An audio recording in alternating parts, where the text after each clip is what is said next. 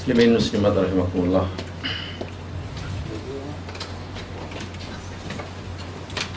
InsyaAllah kita akan teruskan siri pengajian kita tentang talbisul iblis.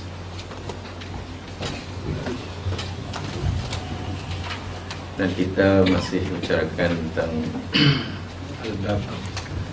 bab yang ketiga daripada 13 bab yang ada dalam kitab Talbisul Iblis.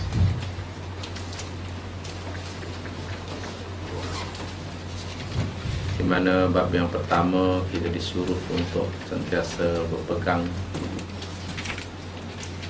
kepada sunnah dan al-jamaah.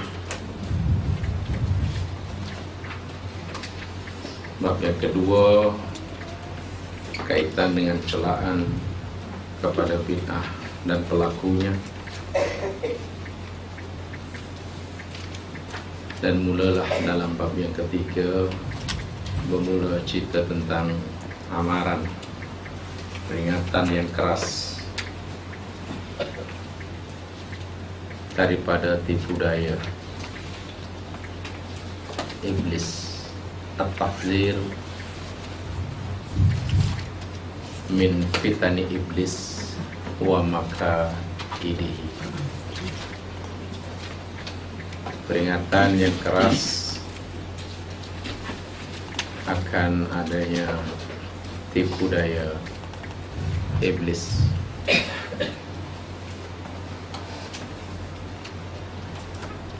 Dan pada siri yang lepas kita telah sebutkan secara umum tipu daya iblis yang dinyatakan oleh Allah di dalam Al-Quran, sama ada berupa tasjinul batil, surah Al-Hijr 40,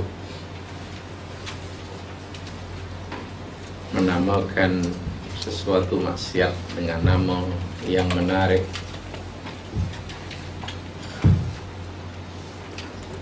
janji dan angan-angan.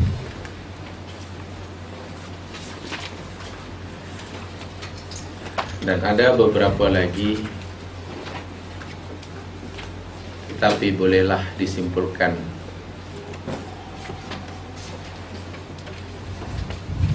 daripada apa yang difahami oleh Al-Imam Ibn Kathir rahimahullah ketika beliau memahami surah An-Nur ayat yang ke-21. Surah yang dalam kitab itu, ayat yang dalam buku itu disebutkan sebagai ayat yang pertama, la tattabi'u khutuwatis syaitan innahu lakum aduwwum mubin. Satu di antaranya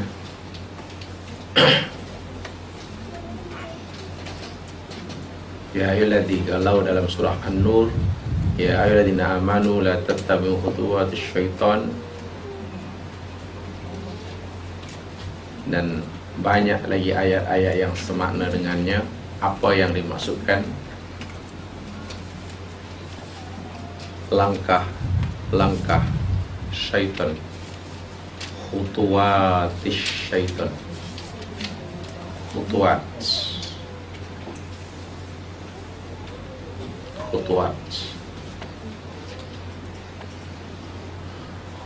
itu difahami yang pertamanya, dan ini yang telah kita pelajari pada minggu lepas, apa yang disebut sebagai tazyin. At-tazyin, saya boleh ringkaskan: at-tazyin, at-talbis, at-taswif, at-tahwin, at-tai'is.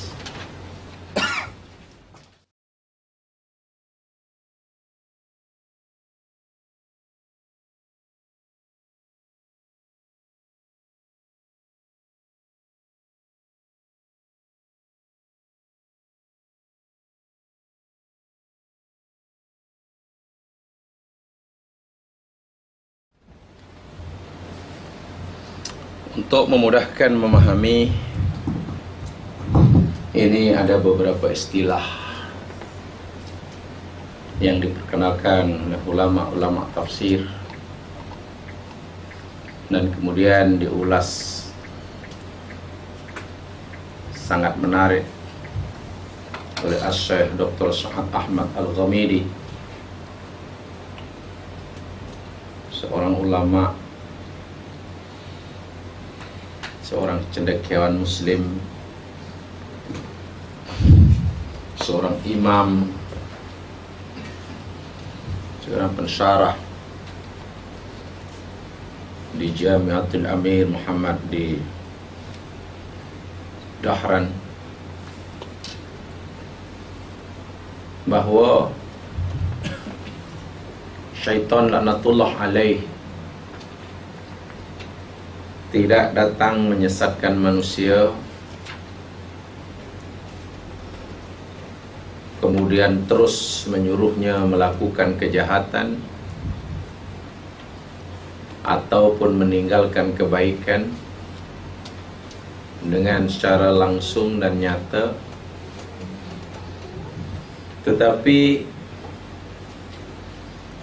dia, syaitan, datang yattakhidun nafsa wasilatan lil igwa. Tetapi syaitan, iblis, datang kepada manusia melalui beberapa perantara, wasilah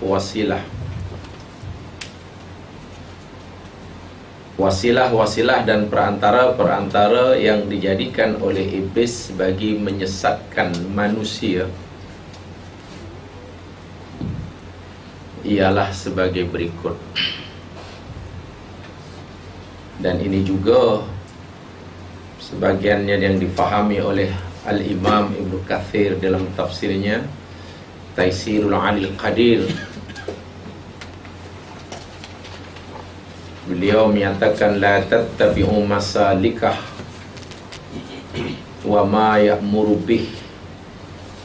Thumma qala inna kulla ma'syiyatin fahiya min khutuwatis syaitan.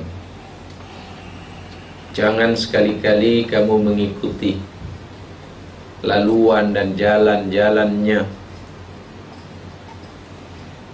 mengikuti apa yang disuruh olehnya, karena sesungguhnya tiap-tiap maksiat yang berlaku di dunia ini tidak terlepas daripada campur tangan iblis. Sekecil apapun maksiat itu, maka langkah utama pertama kita mesti mengenal wasilahnya. Wasilah itu, dan yang pertama telah kita pelajari pada sesi lepas, yakni apa dipanggil tazyin. At-tazyinu, tempoh hari kita pelajari, yakni menghias kebatilan. Tazyin maknanya menghias, menampakkan elok dan cantik suatu amalan maksiat. Bila amalan itu amalan maksiat, larangan Allah, lalu oleh iblis dihias sehingga ia nampak cantik, maka susahlah bagi anak Adam untuk mengenali bahawa ia larangan Allah.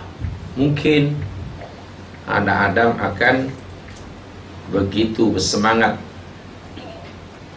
untuk melakukannya, dalam masa yang sama mereka sedikit pun tidak merasa bersalah.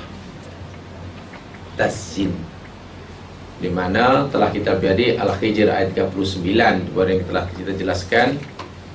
Qala rabbi bima aghwaytani la uzayyinanna lahum fil ard wa la ughwiyannahum ajma'in.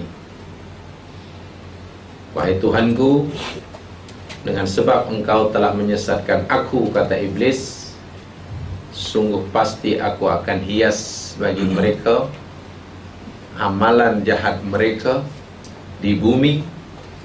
Lepas itu aku akan sesatkan mereka semuanya. Hati-hati dengan makeup iblis.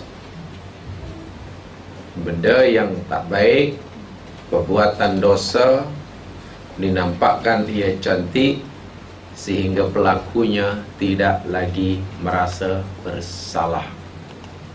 Dalam bahasa agama disebut tazyin. Sangat bahaya. Ai inna syaitan la ya'muru bisyarri mubasyarah. Syaitan tidak menyuruh manusia untuk melakukan kejahatan secara langsung, walakin yuzayyinu lin nafsi fayati lil muslim idza sami'a adal fajr falil barida mudlimah fayaqul lahu nam fal firasu dafi wa anta mut'ib murhik wa halum majar.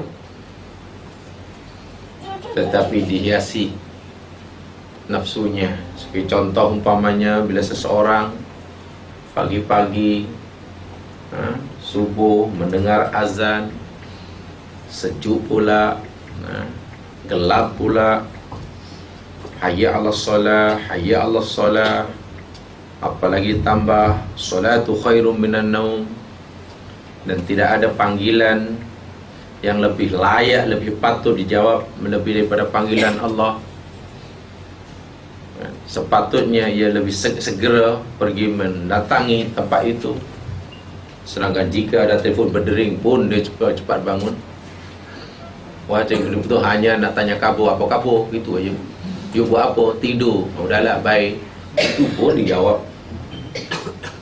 Putih pagi tu hanya tanya apa khabar. Lepas tu, kau belum tidur ke? Kau apa buat tu? Sedang jawab telefon awak lah. Itu je.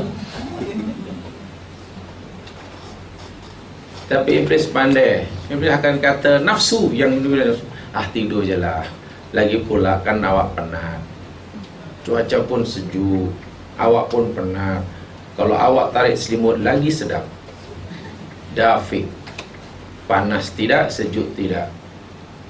Murhik, halumajuruhu. Pasti kita akan mencari alasan yang membuat kita melihat bahawa menyambung tidur, tidak mendatang menyaut seruan Allah tu lebih baik. Lebih baik. Kita pasti mencari alasan bagi membolehkan kita melihat bahawa tidur lebih baik, sehingga kurang merasa bersalah. Wahai subhanallah, Nabi telah memberi ingatan kepada kita, siapa yang tidur pada malam hari hingga waktu subuh kata tidak bangun, fa'iyadzubillah, itu tandanya setan telah menjadikan telinganya sebagai mangkok kencing dia. Telinga dia dah jadi tandas setan. Setan kencing di telinga dia. Tak kiralah orang itu siapa ke, orang muda ke, orang tua ke, orang berhormat ke tidak berhormat, bila hingga subuh tak bangun, sepanjang malam telinga dia menjadi tandas syaitan. Nabi yang kata, nasib baik setan masa kencing di situ tak nampak. Sedangkan rupanya ada bumbung bocor pun dia bangun. Hujan, bumbung bocor, baru kena air, itu pun bangun. Takkan dikencingi setan tidak bangun. Ingat, ini perangkap iblis. Ini tazyin. Dan yang keduanya, apa yang disebut sebagai talbis. Dan buku yang sedang kita pelajari ini, yakni nata talbis, tipu daya. Ay as-syaitan huna yuhawilu khida'il aqli fa yuhawilu igna'ahu bi anna alladhi ya'taqidu annahu haram wa fil haqiqah halal. Fa idza arada ay yakhda akhudha qardan rabawiyan bana bihi baitan qala syaitan hadza laysa haram. Talbis itu mana tipu daya. Tipu daya, yakni apabila seseorang nak melakukan sesuatu yang tidak baik, walaupun benda itu, walaupun tahu benda itu larang Allah, tapi hatinya, jiwanya terus didorong oleh syaitan supaya terus melakukannya. Lakukan. Walaupun benda ini salah, lakukan. Sebab kamu tidak ada cara lain melainkan kamu terus melakukannya. Rugi bila kamu tak buat. Rugi bila kamu tak buat. Khidak. Dah tahu menipu itu adalah salah. Dah tahu bahawa rasuah itu salah. Tetapi bila ada peluang, dibuatnya dengan alasan rugi bila kamu tak buat. Kan pelik ya. Macam mana tak buat rasuah? Tak amalkan rasuah boleh rugi. Sebab banyak, kalau sikit tolak. Kalau sikit tolak. Sebab kalau kamu terima, rugi. Bila banyak, rugi kalau awak tolak. Siapa yang mengajar kita pandai beralasan situ? Itu namanya talbis. Itu namanya talbis. Bila ada orang mungkin tersilap kata kepada kita, lalu kita lawan, bahkan kita balas balik cacian dia lebih dahsyat daripada yang dia katakan pada kita. Wahal kita tersilap, dia tersilap, kita kenapa begitu semangat membalasnya? Kita kata memang patut orang tu diajar seperti itu. Dia lain kali berhati-hati cakap. Puas rasanya. Tahu bahawa perbuatan itu salah, tapi dia didorong oleh iblis supaya terus melakukannya. Awak patut buat itu. Memang patut orang itu awak melakukan seperti itu, supaya lain kali dia tidak buat lagi, supaya dia serik. Tapi akhirnya menyesal. Talbis. Teruskan. Jadi sangat banyak, sebab buku ini cerita tentang talbis, nanti contohnya di belakang itu sangat banyak. Apa itu makna talbis? Yang ketiga namanya taswif. At-taswif. At-taswif ini maknanya daripada perkataan saufa. Saufa itu maknanya kelak akan. Kelak akan. Jadi taswif saufa maknanya kelak akan. Suatu perbuatan yang akan datang. Apa itu taswif? Begini. Huna yastaqdimu ma'hutul amal. Hatta idza asrafu 'ala at-taubah, idza kana ra'ahu mas'aman 'alayha, fa yaqulu lahu la ba'sa an tatub, walakin limadha al-'ajalah? Anta fi ra'is syabab. Aqmal rasulaka summa tazawwaj wa zawaju nisfuddin wa yu'inu lat-taubah. Tuhat mana ustaqbilaka hatta suami utamam 'ala at-taubah. Yang dimaksud taswif ialah bila seseorang itu setelah iblis berjaya memperdayakannya melakukan apa yang dilarang oleh Allah, dan tiba-tiba kemudian anak Adam tadi timbul penyesalan dan ingin bertaubat, ingin memperbaiki kesilapan sebab dia dah nampak, ingin segera baik, ingin segera bertaubat, iblis akan kata, betul awak itu berdosa, la ba'sa antatu, tidak jadi masalah awak nak bertaubat, tapi kenapa cepat sangat nak taubat? Kenapa cepat sangat nak taubat? Kalau awak buat dosa pun sebenarnya bukan awak seorang, di luar sana ramai yang buat dosa macam awak. Awak bukan keseorangan. Awak bukan keseorangan dalam buat dosa seperti ini. Di luar lagi ramai. Lagi pula dosa yang awak buat ni bukan dosa besar sangat, orang lain lagi besar.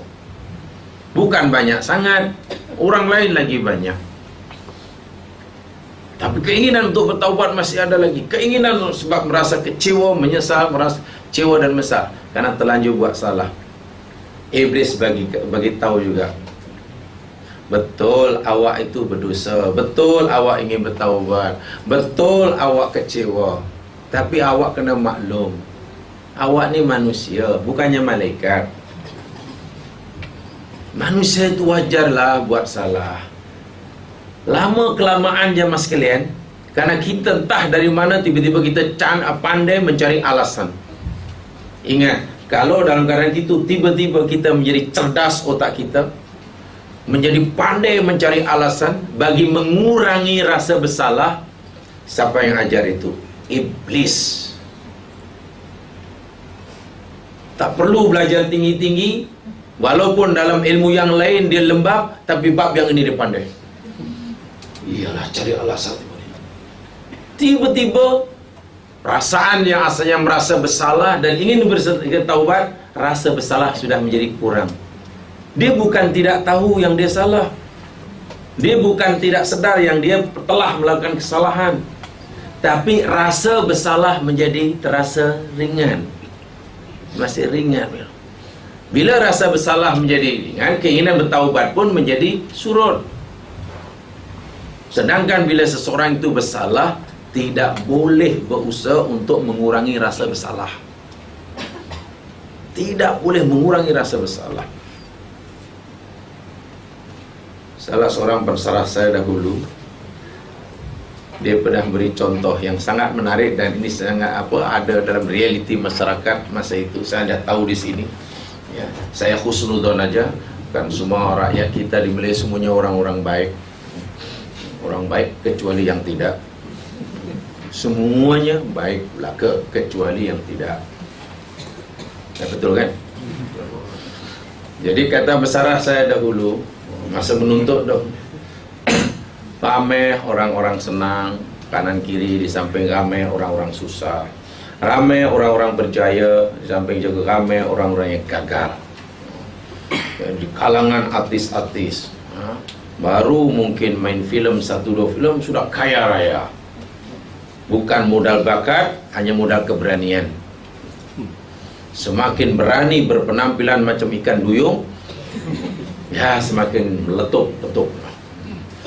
Dan era masa itu, waliyadzubillah, 70-an hingga akhir 70-an, di Indonesia subhanallah waliyadzubillah, itu kan bukan bermodal bakat, modal keberanian. Kurangi kalau perlu, hilangkan terus perasaan malu, itu sahaja. Jadi semakin berani berpenampilan ikan duyung, makin cepatlah. Tapi mereka ni orang-orang Muslim, akhirnya dapat duit banyak. Dan mereka tahu perbuatan itu salah. Berlakon yang tidak senonoh, berpakaian yang tidak senonoh, ditonton. Tahu itu perbuatan yang salah. Bukan sekadar di film, bahkan di majalah, jadi itu, jadi ini, bidang iklan sekali. Tahu mereka ni salah sebab orang Muslim, mesti didik agama oleh mak bapaknya. Lalu bila Ramadan, mereka berhenti berlakon. Mereka mengadakan satu kumpulan tadarus, ada rombongan umrah, ada pergi ke rumah anak yatim, berilah sekian peratus penghasilannya untuk itu, berilah lagi. Lepas hari raya sambung lagi, nanti ada pengajian datang lagi. Jadi kata pensyarah saya, itulah idea iblis. Bukan pergi umrahnya itu yang salah, bukan memberi bantuan pada anak si yatim itu yang tak betul. Dia tahu duit yang diterimanya, harta yang rezeki yang diterimanya, yakin tidak 100% halal. Hati kecilnya tahu itu benda yang salah. Tapi untuk mengurangi rasa bersalah, itulah dibagi anak yatim, dia pergi umrah, sehingga rasa bersalah menjadi kurang. Bila rasa bersalah menjadi kurang, keinginan bertaubat menjadi kurang. Sedangkan anak Adam ni bila melakukan kesalahan, pastikan rasa bersalah itu kekal. Semakin kuat rasa bersalah, semakin baik. Jangan malah dikurangi. Siapa yang mengajar kita mengurangi? Iblis tadi. Kita diberinya alasan. Selepas rasuah sekian juta umpamanya, dapat rasuah apa? 50 juta. Tak apa, saya nak sedekah jariah, wakaf masjid 15 juta. Apa dia fikir kalau dapat 50 juta diwakafkan 15 juta, yang 35 juta halal? 100 ringgit duit haram jemaah sekalian disedekahkan menjadi 100 ringgit semuanya, orang tu tetap dosa dan tidak mendapat pahala apa-apa, walaupun memberi manfaat kepada si penerima. Mungkin memberi manfaat pada penerima, tetapi tidak memberi apa-apa faedah kepada yang memberi. Innallaha thayyib la yuhibbu la yaqbalu illa thayyiba. Allah itu zat yang bersih dan tidak menerima melainkan yang bersih. Duit haram mana boleh dikeluarkan zakatnya menjadi bersih? Zakat bukan membersihkan uang yang haram. Zakat jadi membersihkan uang yang halal. Fungsi zakat pembersih uang halal, bukan pembersih uang haram. Setelah berpenat-penat mendapatkan rezeki yang halal 100%, cukup nisab dia, Allah kata jangan kamu makan dahulu. Pada rezeki yang kamu peroleh dengan cara yang halal itu masih ada yang menjadi hak orang lain. Setelah itu belum halal 100%, keluarkan dahulu apa yang menjadi hak orang lain yang dinamakan zakat. Bila dah dikeluarkan, maka menjadi bersihlah, bersih daripada bercampur dengan hak orang lain. Itu zakat. Sementara rezeki-rezeki harta yang haram tidak akan menjadi bersih. Lalu apa tujuan orang mendapatkan salah, lalu kemudian derma sana, derma sini, buat itu, derma ini? Hanya mengurangi rasa bersalah. Dan perbuatan mengurangi rasa bersalah itu bukan perbuatan yang baik. Itu yakni termasuk perangkap iblis. Perangkap iblis. Mula-mula dikurangi rasa bersalah, lama-lama dihilangkan sekali rasa bersalah. Yalah, walaupun saya ni jahat, walaupun saya ni memanglah saya macam-macam yang satu ini, tapi amal saya pun banyak tau. Amal saya banyak. Masjid saya buat dah 7 buah masjid, surau tak terkira. Itu suruh belum wakaf surah Yasin. Hari itu 1 kontainer. Itu belum tiap tahun aku menjamu anak yatim. Rumah anak yatim mana yang belum saya jamu? Bahkan pernah saya membawa anak yatim naik kapal Tarobang. Bukan bantu anak yatim tu yang salah, jemaah sekalian. Perbuatan itu hanya untuk mengurangi masalah, dan itu idea syaitan. Sehingga orang yang asalnya ada keinginan yang kuat untuk bertaubat menjadi tangguh. Walhal dosa kita pada Allah tidak akan menjadi ringan, yang berat tidak akan menjadi ringan hanya kerana kita merasa kurang bersalah. Dosa yang sekian beratnya tidak akan menjadi ringan hanya kerana kita merasa kurang bersalah. Atau bahkan dosa tidak akan diampun oleh Allah hanya kerana kita sudah tidak merasa bersalah. Ingat, ini perangkap iblis yang paling bahaya sekali. Sebab saya katakan tadi, dalam perkara ini orang tiba-tiba menjadi cerdas otak dia, menjadi pandai, menjadi pintar mencari alasan. Iya kan, tapi you tahu kan, ya tapi tak apalah, yalah, asal you istighfar okeylah. Subhanallah. Jangan. You boleh ambil, tapi you kena rajin sedekah. Ingat, sedekah yang diterima oleh Allah hanya dari yang halal. Titik peluh yang halal. Yang malangnya kadang orang tak faham juga. Titik peluh yang halal tu kadang asal berpeluh aja dengan halal itu susah. Karena ada dulu kan orang klub malam telah dibuat dengan sebuan oleh pasukan buat kuasaan, polis tangkap adalah orang-orang Islam, Melayu, laki, perempuan, ditangkap, perempuan muda yang dah tak muda tapi masih merasa muda. Dia dah tak muda tapi berpenampilan muda. Macam-macam profession dia kata apa, dia sekali tangkap pula. Yalah, dia pun yalah, perempuan-perempuan grow dengan grow.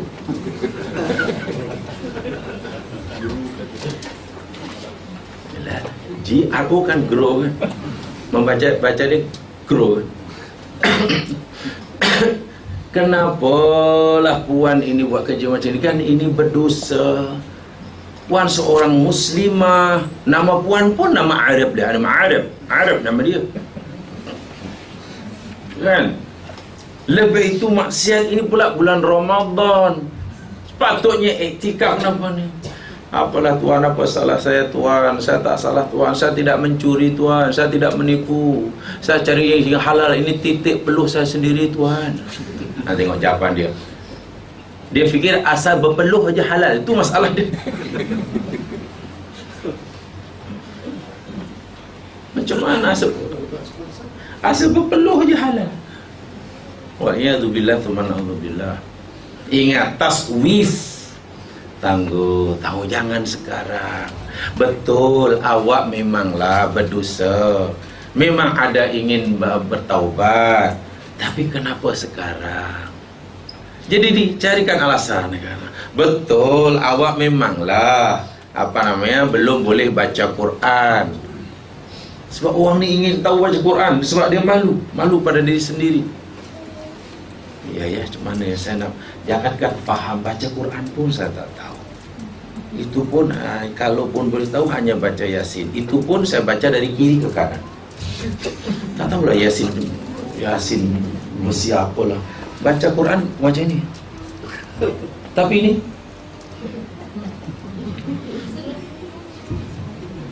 yalah, Quran itu kan bahasa Arab, sepatutnya kanan ke kiri lah. Bismillahirrahmanirrahim. Ini itu Quran bahasa Jerman tu. Nak belajar macam mana ya? Takkan aku nak belajar kena A, E, U. Segannya. Apa kata orang kalau orang tahu yang saya baru nak belajar A, I, U? Ini ingin belajar, tapi setan halang dia. Jangan. Malu nanti. Ya akhirnya ridho dengan kebodohannya. Wa'iyadzubillah. Jangan ikuti syaitan. Jangan membuat setan ini tertawa. Taswif. Tangguh. Bila buat ada keinginan untuk buat baik, tangguh. Ada orang kata, yalah kalau kamu nak berbuat baik, nak berhijrah tu kena ikhlas ta'ala, jangan hanya pura-pura. So itu tunggu selagi belum yakin, jangan buat sekarang. Itu sebenarnya cara yang salah ya mas sekalian. Perintah agama ini, bila kita tahu benda itu betul, buatlah sekarang. Jangan tunggu hati ikhlas dulu. Orang seperti kita ini kena paksa dahulu. Kalau tunggu ikhlasnya sampai kiamat tidak akan ikhlas.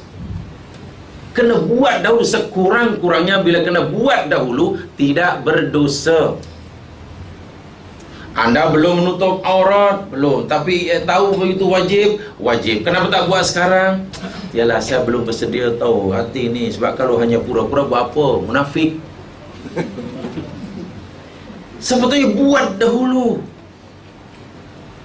Sekurang-kurangnya dari segi syarak sudah tidak berdosa. Ini masih tunggu nak fahami. Ini yang susahnya. Apa saja yang datang daripada Allah, kita faham ke tak faham ke, kita kena buat dahulu. Bila buat dahulu, itulah baru lama kelamaan nanti Allah akan buka hati kita. Terus meski. Bukan menunggu rasa hati terbuka dahulu. Bukan. Itu. Jadi jangan taswif. Buat baik, jangan tangguh-tangguh. Suka menangguh-nangguhkan, suka mengurangi, menghalang-halang, itu namanya kerja syaitan, namanya taswif. Yang seterusnya namanya tahwin. Apa itu tahwin? Di sini maksudnya tahwinul maksiyat. Tahwinul maksiyat. Saya ringkaskan tahwin, tapi maksudnya tahwinul maksiyat, yakni memudah-mudahkan atau meremeh-remehkan maksiat. Memudahkan, meremehkan maksiat, menganggap maksiat itu tak apa, dosa kecil sahaja umpamanya. Yatil insan fayaqul lahu lima yatatub wa ma hadha fa'alta hatta tatub anta binisbati li ghayrika min khairin nas innamat taubat asabil ma'asil kabirah wa anta lasta minhum. Kalau kamu nak bertaubat sekarang, lalu buat apa kamu taubat? Taubat ini hanya bagi orang-orang yang melakukan dosa besar. Awak bukan pelaku dosa besar. Dosa awak dosa kecil. Kenapa mesti takut? Dosa kecil takkan jadi dosa besar. Lagi pula dengan dosa kecil, dengan berwudu habis. Semualah gugur dah dosa dari muka, dari mulut, dari tangan, dari kaki. Balik daripada Jum'ah lelaki, habis. Lepas solat, habis. Lepas solat baca subhanallah 33 kali, takbir 33 kali, tahmid 33 kali, cukupkan 100, la ilaha illallah, habis. Walaupun sebanyak duit air laut. Jadi kenapa mesti takut buat dosa kecil? Akhirnya tidak ada rasa takut walaupun sedikit terhadap dosa kecil, karena dia fikir dosa kecil itu ya. Kata Rasulullah sallallahu alaihi wasallam, orang mukmin melihat dosanya seperti mana Jabal Uhud. Orang mukmin melihat dosanya seperti Jabal Uhud. Dia duduk di bawahnya, yang seolah-olah Jabal Uhud tadi akan menimpanya. Sementara orang munafik yara dzambahu kadzubabah. Orang munafik melihat dosanya seperti mana melihat seekor lalat yang hinggap di batang hidungnya. Fa'atarahu, lalu dia tepis. Orang munafik melihat dosa macam melihat lalat hinggap di batang hidung. Ditepis, lalat terbang. Maksudnya apa? Si munafik, ciri munafik, orang yang meremeh-remehkan dosa. Buat dosa sedikit pun tak ada rasa takut, mungkin karena dosa itu dosa kecil. Ini perangkap iblis. Tak takut buat dosa, meremeh-remehkan maksiat. At-tahwin dalam bahasa Arabnya. Tahwin, meremeh-remehkan dosa, memperkecil dosa, dan seterusnya dan seterusnya. Apatah lagi apalagi dalam kaidah jemaah sekalian, al-ikhtiqar dunub dalam kitab Wiqayatul Insan minal Jin was Syaitan. Ihtiqarud dunub termasuk pintu iblis, pintu syaitan. Sikap suka meremeh-remehkan dosa. Sikap mengambil sikap tak apa. Ya. Sikit tak apa dosa. Ini adalah termasuk wasilah yang digunakan oleh iblis untuk menyelesaikan masalah, dipanggil tahwin atau tahwinul maksiyat sebetulnya. Yang seterusnya namanya tai'is. At-tai'isu. At-tai'isu. Tai'is itu maknanya putus asa.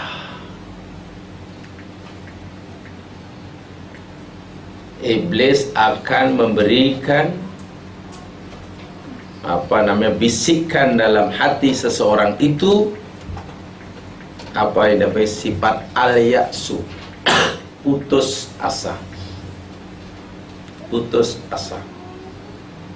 Dan perlu difahami bahwa putus asa ini menurut Al-Quran merupakan sifat orang yang zalim, satu, dan yang keduanya sifat orang kafir. Putus asa sifat bagi orang zalim, dan putus asa sifat bagi orang kafir. Orang kafir. Bagi orang yang berdosa, berputus asa mencari pengampunan Allah Subhanahu wa ta'ala, karena merasakan dosa-dosanya tidak mungkin lagi akan diampunkan oleh Allah Subhanahu wa ta'ala. Kata orang Melayu, bila dah berdosa pula, memandangkan dosanya sangat banyak, jadi iblis pun bagilah bisikan, alang-alang mandi biar basah kuyup. Dosa awak ni dah banyak, awak dah terlanjur buat dosa.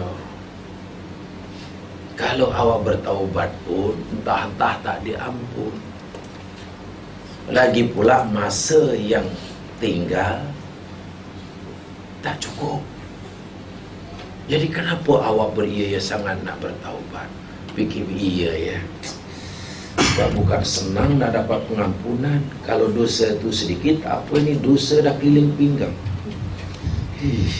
Lebih itu iya kalau aku ikhlas masa bertaubat. Kalau tidak, itu akhirnya alang-alang mandi terus terjun sekali. Apa maksudnya? Begini,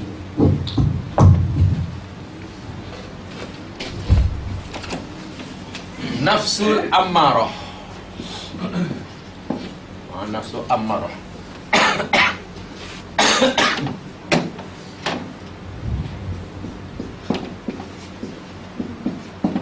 bila orang melakukan kejahatan karena didorong oleh nafsu ammarah, ya, buat jahat karena nafsu ammarah. Bila dah ada nafsu ammarah ini, jamaah sekalian, dia akan timbul nafsul lawamah. Ini Quran yang cerita. Nafsul lawamah inilah nanti lepas apa namanya?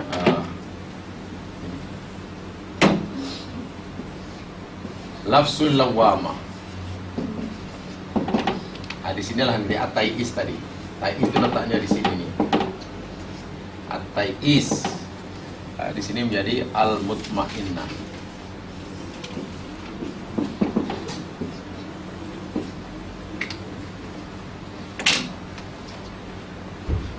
Secara ringkas saya boleh jelaskan begini.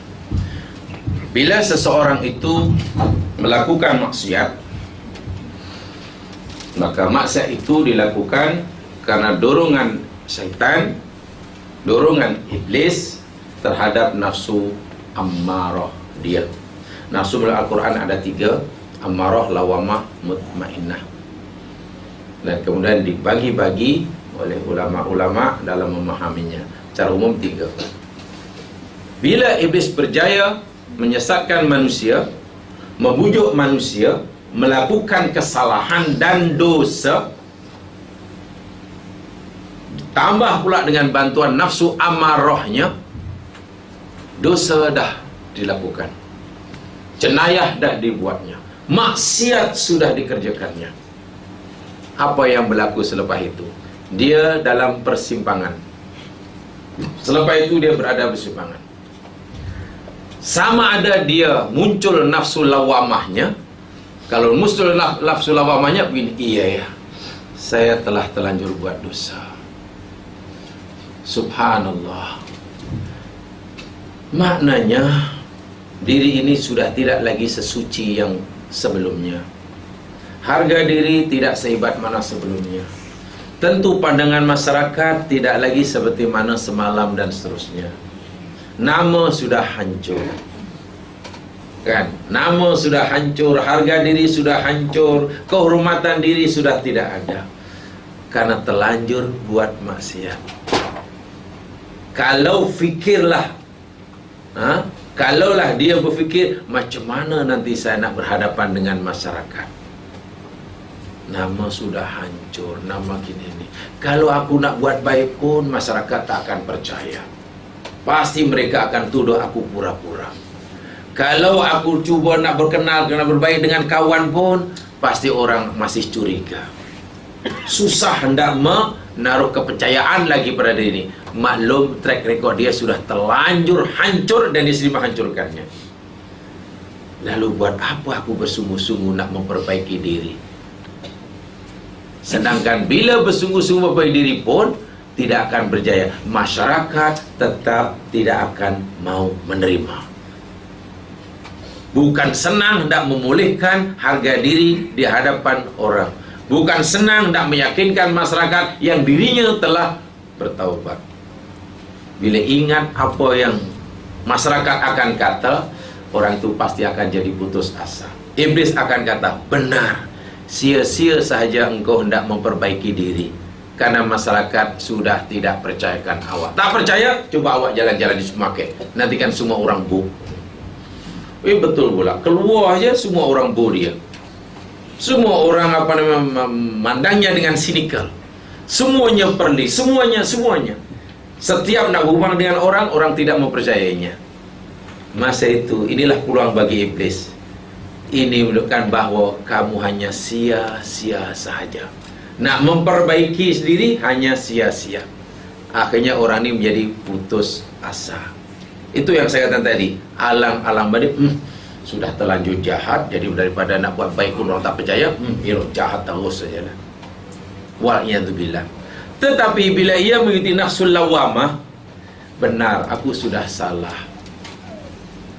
Tetapi, dan kesalahan memang besar, tapi pengampunan Allah lebih besar daripada kesalahan hambanya. Tidak ada dosa yang Allah tidak bersedia mengampunkannya. Tentang masa berapa lama yang tinggal tidak menjadi masalah.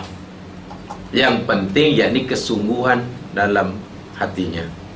Allah tidak pernah memandang masa silam seseorang, tapi Allah akan memandang masa depannya. Bermula daripada buat salah itu dengan kematiannya, apa yang dia lakukan. Kalau dia betul-betul insaf dan mohon ampun pada Allah, walaupun jangka masanya hanya tinggal beberapa saat, istilah Nabi, hanya satu jengkal jarak dia dengan neraka, orang itu boleh masuk surga. Besar sangatkah dosa saya? Sedangkan orang dahulu ada yang telah melakukan dosa lebih besar daripada saya. 100 nyawa dibunuhnya. Membunuh 100 orang pun Allah ampunkan. Karena usahanya memohon. Takkan Allah tak mohon. Lalu dia di samping mengaku bersalah, terus memohon pada Allah Subhanahu Wa Taala. Itu lawamah. Dan bila ikuti lawamah, dia akan menjadi mutmainnah. Tapi bila tidak begitu lawamah, menjadi tai'is, dan itu menjadi makanan syaitan. Makanan syaitan. Di sinilah yang syaitan katanya tai'is, putus asa. Putus asa. Orang tak tahu, ingin tahu, menghadapi kesusahan sikit, putus asa. Orang salah, orang berdosa, ingin bertaubat, nampak susah sikit, putus asa. Ingin beramal daripada dahulu masih tidak berjaya, putus asa. Putus asa adalah perangkap iblis. Ciri orang zalim dan ciri orang kafir. Saya nak tunjukkan dalam perkara yang mungkin dianggap mustahil oleh pelakunya, itu pun tidak boleh berputus asa. Apalagi dalam perkara yang masih mungkin dilakukan. Lihat surah Yusuf ayat yang ke-87. Lihat surah Yusuf ayat 87.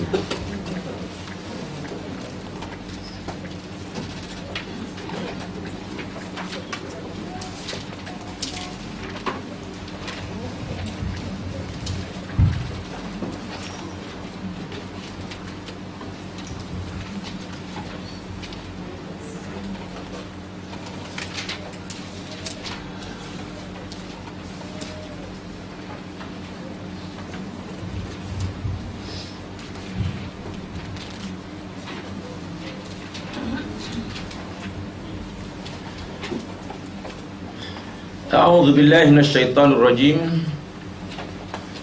Allah menceritakan ucapan Nabi Yakub kepada putra-putranya. Ya baniya, wahai anak-anakku, idhabu, pergilah kamu, fatahassasu min Yusuf wa akhihi, cari jejak Yusuf dan saudaranya. Wala tai'asu min rauhillah, jangan berputus asa daripada mencari rahmat Allah.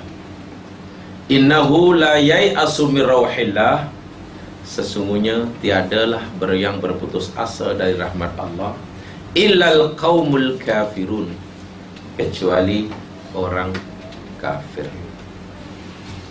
Ya mas sekalian, arahan Nabi Yakub kepada putra-putranya, arahannya, permintaannya ialah, wahai anakku, kau pergilah, jangan duduk menung di rumah. kau cari Yusuf dan saudaranya dan adiknya sampai jumpa. Jangan kamu berputus asa daripada mencari rahmat Allah. Maknanya jangan sampai kamu berputus asa mencari Yusuf dan adiknya. Sebab siapa yang berputus asa daripada mencari rahmat Allah, rahmat Allah nanti bila semua dah kumpul semua, adik-adik semua kumpul, dengan abah Yusuf pun ada, itu rahmat Allah lah. Hanya orang kafir sahaja yang merasa. Bukankah ini perbuatan yang tidak mudah dilakukan oleh anak-anak Nabi Yakub? Anak Nabi Yakub menjadi bingung untuk sementara. Allah kata ayah kata tak boleh berputus asa. Kalau putus asa itu sifat orang kafir. Kami ni orang mukmin. Tapi macam mana kami tak putus asa sedangkan ayah suruh kami mencari Yusuf dan adiknya? Kalau ayah hanya suruh kami cari adiknya, yakni Bunyamin, senang. Sebab anak Nabi Yusuf ni tahu Bunyamin ditawan di Mesir, dituduh mencuri, sekarang dihukum di Mesir. Kalau ayahnya hanya kata, anak-anakku, kau carilah bawa balik Bunyamin, apapun ikhtiarmu, senang. Sebab tahu Bunyamin masih hidup dan sekarang sedang dipenjarakan di Mesir atas dakwaan mencuri. Tapi ketika bapanya bagi tahu cari Yusuf dan adiknya, sedangkan Yusuf dalam fikiran mereka dah mati 40 tahun dulu. Mereka yang bunuh, mereka yang campakkan dalam perigi. Kalau aku balik semula ke tempat perigi buta yang aku campak Yusuf 40 tahun dahulu, memang tak jumpa. Mana ada, Yusuf dah mati. Tapi ayah kata cari sampai jumpa, jangan putus asa. Sebab hanya orang kafir yang putus asa. Kan tengok, perintah ini dalam kepala orang yang disuruhnya benda yang mustahil. Nak putus asa, kafir pula. Tak putus asa, bagaimana mungkin mencari orang yang dah mati? Tapi Nabi Yakub yakin Yusuf tidak mati, hanya tidak tahu di mana. Ya, akhirnya mereka, tak apalah, untuk Yusuf sementara kita tolak tepi dahulu. Mari kita bertolak ke Mesir semula. Karena yang pasti Bunyamin di sana. Masa pergi Mesir dan nak membiasai Bunyamin, itulah Allah benarkan Yusuf untuk memperkenalkan dirinya. Tengok, cari adiknya Yusuf juga pun akhirnya. Rupanya orang yang selama ini menolongnya, yang sudah menjadi orang besar di Mesir, lain tidak yakni Yusuf yang 40 tahun lebih yang lalu dicampakkannya dalam perigi buta. Dalam perigi buta. Tengok, perintah ini saya katakan tadi mustahil dilakukan oleh menurut anggapan oleh orang yang disuruhnya, bukan oleh orang yang menyuruhnya. Jadi kalau setakat mencari orang yang hilang dan telah diketahui tempatnya, macam mana putus asa? Sedangkan mencari orang yang hilang, yang dah dipercayai mati pun tidak boleh putus asa. Macam mana nak putus asa mencari rahmat Allah berupa kepandaian, jika kita asalnya tidak pandai? Orang yang tidak pandai ingin pandai, kepandaian itulah nama rahmat Allah. Orang sakit ingin sehat, sehat itulah namanya rahmat Allah. Orang berdosa ingin dapat pengampunan Allah, itulah namanya rahmat Allah. Dan banyak lagi rahmat Allah. Orang susah ingin senang, kesenangan hidup, itulah namanya rahmat Allah. Dalam mencarinya jangan sekali-kali berputus asa. Sebab sifat putus asa hanyalah sifat orang kafir, dan ia termasuk perangkap iblis. Taibis. Kita kadang-kadang menganggap remeh ya sikap putus asa ini, mudah menyerah. Doktor dah kata, cik ni sebetulnya insya-Allah tulang cik ni masih okey. Ya, kanan cik jatuh tangga, ya retaklah. Tapi insya-Allah dalam beberapa masa lagi dia akan elok semula. Ya, mungkin dalam 5-6 bulan, okeylah. Tapi syaratnya cik kena rajin lah. Kena rajin buat fisioterapi, rajinlah. 1 hari 3 jam, 1 hari 3 jam. Kalau di rumah tak ada apa peralatan, boleh datang ke hospital. Ada harapan untuk sembuh? Ada. Tulang masih okey. Walaupun umur cik sudah 87, okey, tulang okey. Ya doktor tu pakai tulang tahulah. Betul doktor, betul. Saya doktor pakar tulang. Daripada lahir saya dah belajar tulang, bayangkan. Jadi takkan tak percaya. Ya. Jadi kena, tapi syaratnya cik ni kena rajin buat fisioterapi. Apa yang saya ajar tu kena bola angkat kaki, tolak kaki, turun kaki, lipat kaki, terus ada julur kaki. Begitu je lah. Kalau tak mau di rumah, tak ada peralatan, ya di hospital lah. Tapi kalau cik mampu, boleh beli sendiri peralatan ni.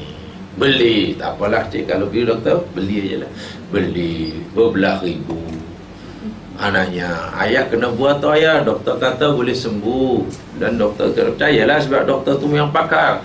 Bolehlah, pakailah peralatan dari sehari 3 jam. Esok buat lagi, lusa buat lagi, 1 minggu, 2 minggu. Macam mana ayah? Tak tahulah nak, macam tak ada perubahan aja. Cobalah teruskan lagi ayah, terus lagi 19 hari. Dah mula kurang. Kalau asalnya tiap hari ni sudah berselang-seli. Sehari buat, sehari tidak. Lama-lama 1 hari buat, seminggu tidak. Lama-lama, kenapa ni ayah? Macam tak ada puas sama sekali. Macam tak ada perubahan, sama je macam. Tak apalah, malas. Ya, kalau sembuh ya ada rezeki lah, kalau tidak sabar je lah, nasib. Macam mana ya? Itulah namanya putus asa. Wah, bila dia terus melakukannya, sama ada nanti sembuh atau tidak, dia sudah dapat pahala. Putus asa itu dosa. Masalah nanti jadi sembuh atau tidak, memanglah doktor tidak mampu memastikannya akan sembuh. Itu bukan soalnya. Berikhtiar bersungguh-sungguh, walaupun akhirnya tidak berjaya, tidak mendapatkan sebagaimana diharapkan, karena Allah menghendaki lain, itu dapat pahala.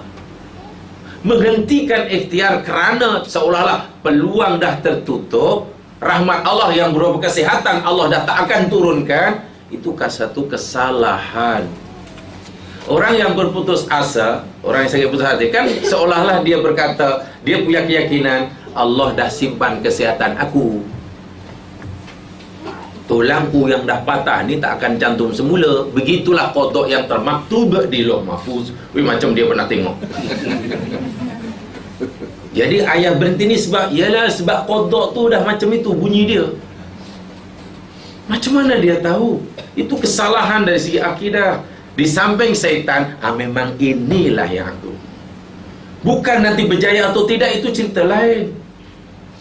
Tapi sikap putus asa, nak mencari rahmat Allah. Kesihatan adalah rahmat Allah bagi orang yang sakit. Pengampunan adalah rahmat Allah bagi orang yang sedang yang berdosa. Ilmu adalah rahmat Allah bagi orang yang bodoh. Dan apa lagi? Kekayaan adalah rahmat Allah bagi orang yang miskin. Dalam usaha mencarinya, jangan putus asa. Ini bukan sekadar istilahnya motivasi yang tidak ada artinya, tidak. Ini agama. Maksud saya begini, orang Islam yang bila berputus asa harus merasa berdosa. Begitulah. Sebab kalau bakar motivasi, mungkin ini tuan-tuan mesti ada semangat juang, mesti semangat tinggi. Jangan menyerah, jangan menyerah. Sebab kalau menyerah nanti kita akan kalah. Menyerahlah, nanti lama-lama akan berjaya. Tapi lah tuan, saya ni dah nampak tak ada apa lagi pula, buat apa. Ya lainlah, kalau macam tak apa je. Tak, kalau kita melihatnya dari sudut motivasi, bila kita meninggalkan, mungkin kita tidak merasa bersalah. Tapi ingat, masalah putus asa bukan tajuk dalam motivasi. Ini adalah Al-Quran. Sehingga setiap Muslim wajib merasa berdosa bila berputus asa. Itu aja di poin dia. Masalah nanti berjaya atau tidak, itu cerita nomor 2. So apa? Ikhtiar tadi adalah ibadah. Putus asa itu pula perangkap iblis. Apa sajalah daripada mencari rahmat Allah. Dah kahwin 8 tahun tak ada anak, 10 tahun tak ada anak, 15 tahun tak ada anak. Merayu pada Allah sudah, berdoa sudah, kan? Kalau umroh konon suruh doa di Multazam, sudah berdua. Bahkan masa itu duduk di Hijri Ismail berdua je. Laki bini tak ada orang ada. Ubat tradisional sudah, macam-macam dah dimakan demunya. Apa yang belum? Macam-macam exercise. Macam exercise, yoga itu, yoga ini. Lompat itu, lompat ini. Semua sudah. Lompat tinggi, lompat jauh. Daki bukit, turun tangga. Ya nak. Doktor kata tak ada masalah. Encik sihat, isteri encik pun sihat afiat. Ya mungkin belum, tapi doktor macam tak ada tanda-tanda. Ya jangan putus asa lah. Terus, usahakan terus menerus. Sama ada nanti berjaya atau tidak, jamaah sekalian, itu jangan dipastikan ya. Sebab kejayaan itu takdir Allah, Allah tetapkan. Jangan dipastikan. Kita hanya wajib merasakan Allah suruh kami terus berusaha. Kan baru 15 tahun, kahwin belum ada anak. Kenapa putus asa? Yalah dah 15 tahun, kan belum 20 tahun. Sekali 20 tahun masih bilang, lah kan baru 20 tahun, belum 25 tahun apa?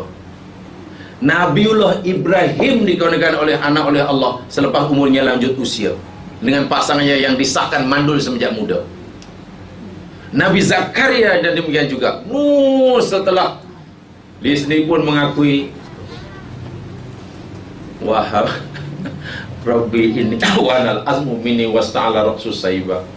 Wahai Tuanku, tulang-tulangku dah repot. Itu bahasa Melayunya lah. Tulangku dah repot, kepalaku dah penuh dengan uban. Kalau dipanjangkan, tulangku pipi dah kendur, mata dah kabur, uban dah bertabur. Kalau makan pun hanya larat makan.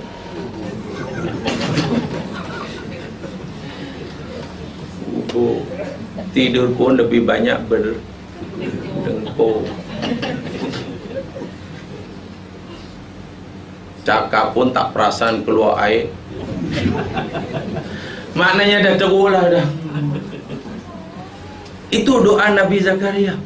Walam aku berdoa kalau bisa ya.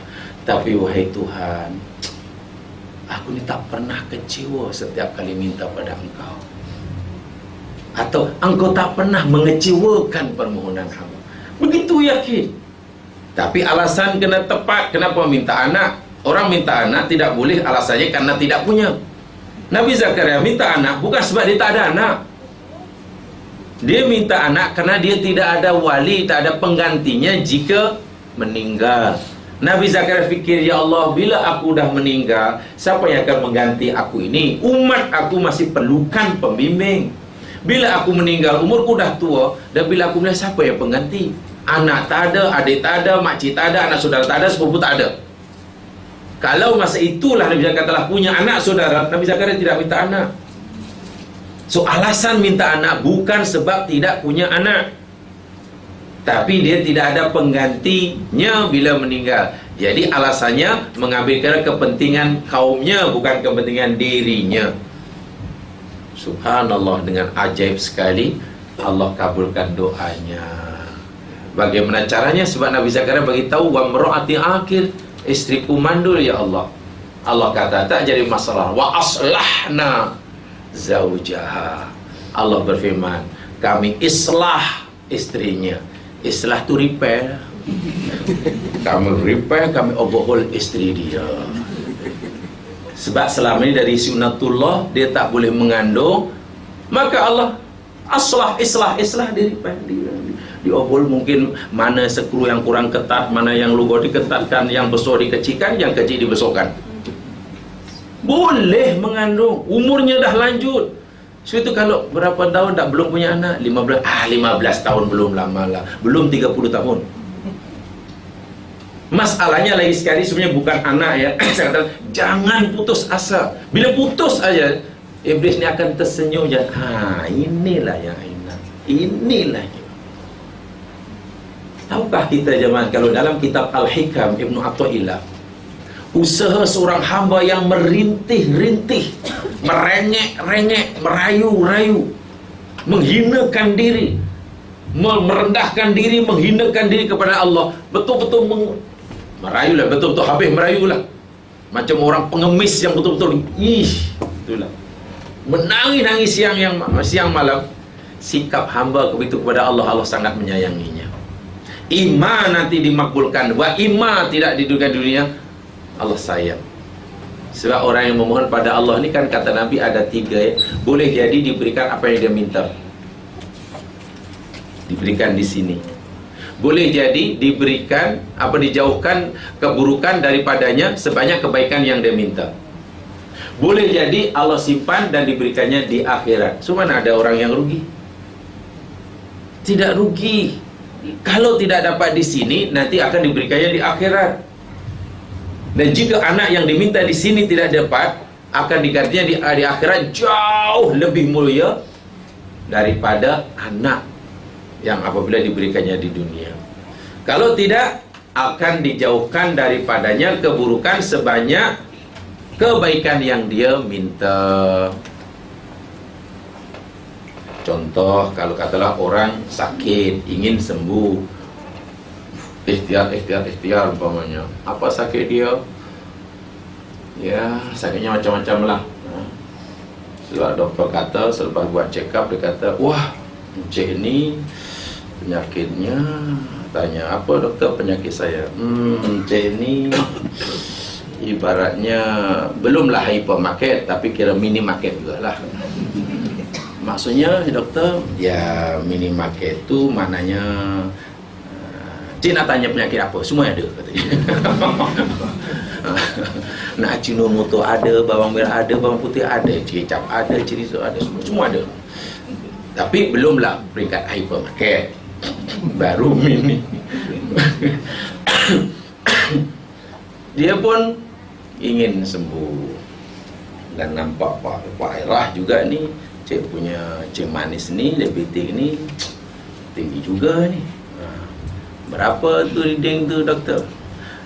Taklah tinggi sangat, baru 25 katanya. Maknanya belum 26, baru 25. Oh. Dia boleh turun, kata boleh, kena ikhtiar lah, ikhtiar ya. Jaga makanan ini, jangan makan ini, jangan minum ini, makan yang ini, minum ini. Dan tolonglah lebihkan sikit exercise.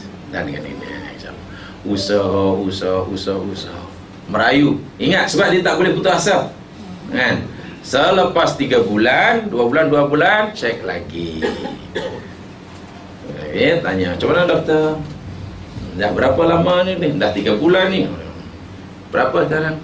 25. 25 juga. Jadi maknanya tak turun lah. Mungkin orang tadi merasakan usahanya sia-sia, ikhtiarnya sia-sia. Saya pasti akan melihatnya begitu. Tapi tidak, kata Nabi tidak begitu. Kata hadis tidak begitu.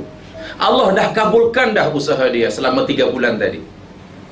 Kalau Allah kabulkan, kenapa daripada 25 tidak menjadi 5 atau menjadi 8 ke? 25 je. Kan Nabi kata, satu di antara doa itu, kalau tidak dikabulkan, diberikan apa yang dijauhkan daripada keburukan sebanyak kebaikan yang dia minta. Okey, katakanlah berapa niat orang tadi nak turunkan dan gula tadi? 25 menjadi berapa? Jadi 10? Okeylah jadi 10. Mana dia nak buang 15. Ya Allah, kami tolong nak 15, nak lebih baik lah. Allah tak turunkan 15. Bukan itu yang Allah makbulkan. Tapi Allah tahan dia daripada dinaikkan 15 lagi. Maksudnya kalau dia tidak ikhtiar, dia tidak berdoa, dia tidak usaha, jadi 40 tu. Jadi 40. Jadi bila tetap 25, jangan fikir Allah tidak sayang dia, Allah tak bagi. Inilah yang kita kena faham. Di samping ia dimakbulkan, dapat pahala. Tapi kita tidak, macam tak ada usaha, macam tak ada berubah je, 25-25 je. Walhal kalau dia tidak ikhtiar, sudah menjadi 40. Bayangkan, kalau tak buat lagi jadi 60. Nah, orang ni kira kebal, walaupun dah 60 masih okey. Apa sahaja kalau tidak diberikan apa yang dia minta, ibaratnya orang berniaga. Ya Allah, tolonglah ya Allah, tunjukkan ya Allah semacam mana supaya kami dapat keuntungan ya Allah bagi menjalani kehidupan ini. Kan? Minta sebab asyik rugi. Kan? Rugi. Setelah usaha, ikhtiar, doa, masih rugi juga tahun itu. Rugi juga 10.000. Macam lah, ada usaha masih juga rugi 10.000. Jadi nampak gaya doa selama 1 tahun, usaha 10 tahun sia-sialah sebab rugi 10.000 juga. Tak rugi. Allah memang belum bagi dia keuntungan 10.000, tapi Allah tidak menambah kerugiannya menjadi 20.000. Itu maksud Allah elakkan dia daripada keburukan sebanyak kebaikan yang dia minta. Itu satu di antara rahsia doa, rahsia ikhtiar. Sebab itu berputus asa maknanya orang itu pertama dia terlepaslah peluang untuk mendapatkan apa yang diinginkan. Terlepaslah peluang untuk terelak daripada madarat sebanyak manfaat yang terima. Terlepaslah dia peluang untuk mendapat balasan di akhirat. Dan semua itu adalah ibadah belaka. Semua ibadah dahlah tidak sia-sia dan ianya adalah ibadah. Sebab itu bila menghentikan ikhtiarnya, apa saja, bagi yang sakit ingin sembuh, bagi yang bodoh ingin pandai, bagi yang berdosa ingin mendapat pengampunan, bagi yang tak tahu ingin tahu, bagi yang mundur ingin maju, bagi yang miskin ingin kaya, perbuatan itu adalah tercela. Itu namanya tai'is. Dan itu adalah perangkap syaitan. Tai'is. Supaya lebih takut, baca potong tai'is. Tai'is. Supaya lebih takut kan, apa namanya? Tai'is. Jadi kena hati-hati. Dan yang terakhir tas'ib. Tas'ib itu jamaah sekalian disusahkan. Tas'ib itu disusahkan. Itu termasuk perangkat iblis ya. Disusahkan. Tas'ib maknanya menyusahkan. Iblis akan buat orang itu susah. Bila dia nak buat baik aja, ada je halangan dia. Saya betul lah, saya teringin sekali. Saya lama, rupanya adalah kawan semua dah join lama ya kelas agama tu. Saya dulu ni lama no. Tak apalah, minggu depan saya nak pergi juga. Saya nak pergi pula. Tak pergi ke tak pergi? Sebab ini kali pertama. Kalau pergi kan, kalau orang tanya macam mana aku jawab. Susahlah. Wah, dah bawa kita dah lalu depan kelas dah, patah balik. Tengok dulu siapa yang datang. Aduh.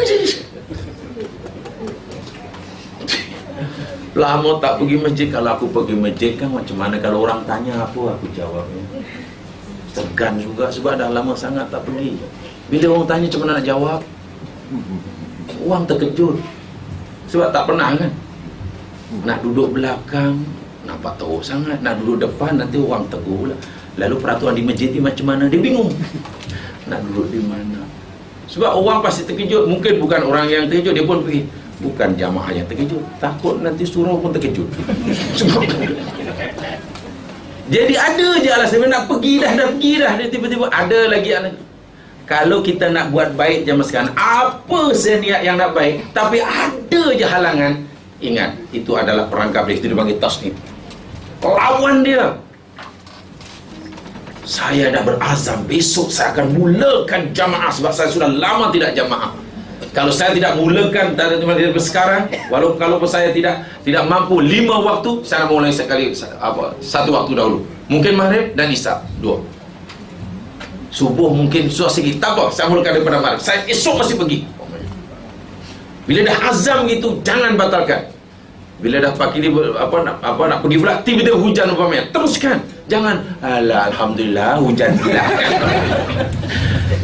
Aduh. Ingat, itu setan jemaah sekalian. Setan. Lama ya saya tidak qiyamul lail. Lama sungguh lah. Semenjak tahun lepas yang ada jemputan tu, qiyamul lail pun kena jemput.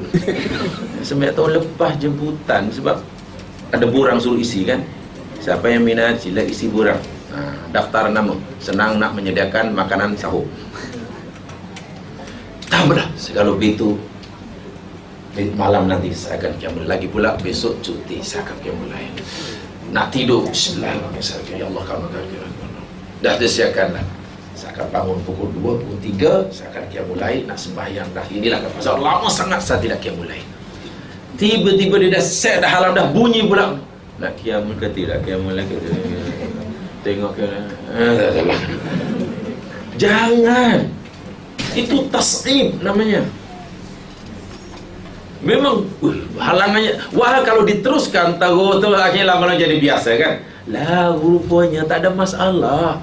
Dulu saya segan nak masuk datang kelas. Apa orang tanya? Rupanya tak ada masalah.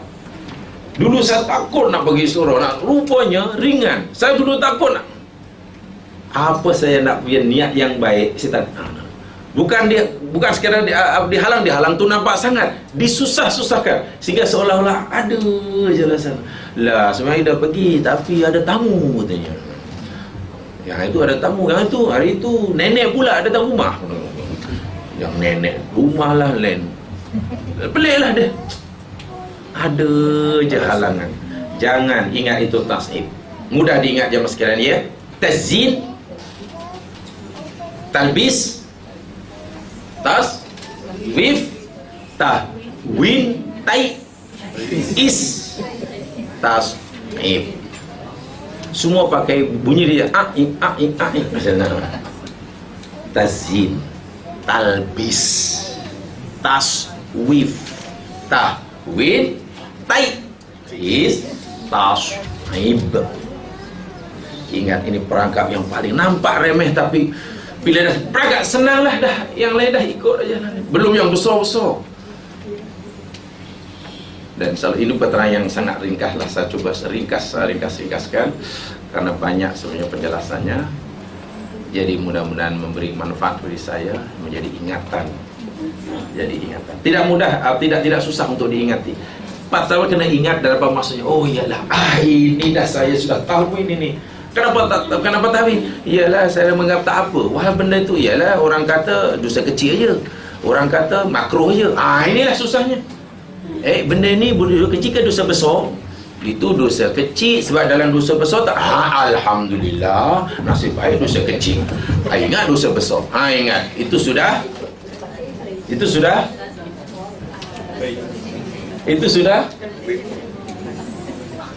Tak, kalau ingat dosa besar rupanya kecil je. Alhamdulillah. Tahwin. Itu kan meremehkan. Jangan sekali-kali meremehkan. Atau mungkin meremehkan dosa atau meremehkan amalan baik. Amalan itu baik tapi hanya karena kecil kita tak nak buat. Contoh, walaupun nampak ada kotoran, nampak ada sampah, nampak ada paku, nampak ada jarum, kalau aku tak ambil kan orang pijat nanya nih, biarlah pijat, mata dia salah. Janganlah. Mata dia letak mana tu sampai suruh pijat paku? Apa salahnya? Nabi kata itu iman apa yang paling rendah kan? Subhanallah, janganlah. Kasihan nanti. Kalau kita biarkan itu dah tahwin setan. Setan pun dah bagus.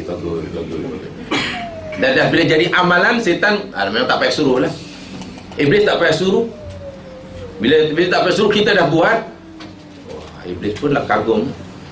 Dia saya kata mungkin panggil kita makcik dan pakcik. Sebab Iblis belum suruh kita dah buat. Takkan Iblis pun panggil makcik nak ke mana? Tidak susah dihafal, tidak susah difahami sebab kena jadi ingatan selalu. Pergi pasar demikian juga ini. Bila umpamanya makan, ada makanan ni sebenarnya masih boleh ni, tapi macam mana ya? Buang je lah. Benda tu elok dibuang. Namanya mubadir kan. Sikit aja bukannya banyak. Yalah. Itu perangkap iblis jemaah sekalian. Dan mubadir dosa besar, bukan dosa kecil. Kalau meremehkan dosa kecil pun perangkap iblis, ni pula meremehkan dosa besar. Lagilah iblis tepuk tangan. Banyak dalam kehidupan sehari 24 jam. Kalau kita tak betul-betul menjaga, asyik kena talbis iblis memang melilit kita lah. Kita dililit oleh iblis dan tidak akan beruntung sampai bila-bila. Tidak akan beruntung sampai bila-bila. Itu kena jaga betul-betul ya. Mudah-mudahan diingat, mudah difahami, mudah-mudahan sama diamalkan insyaallah. Subhanakallahumma bihamdika.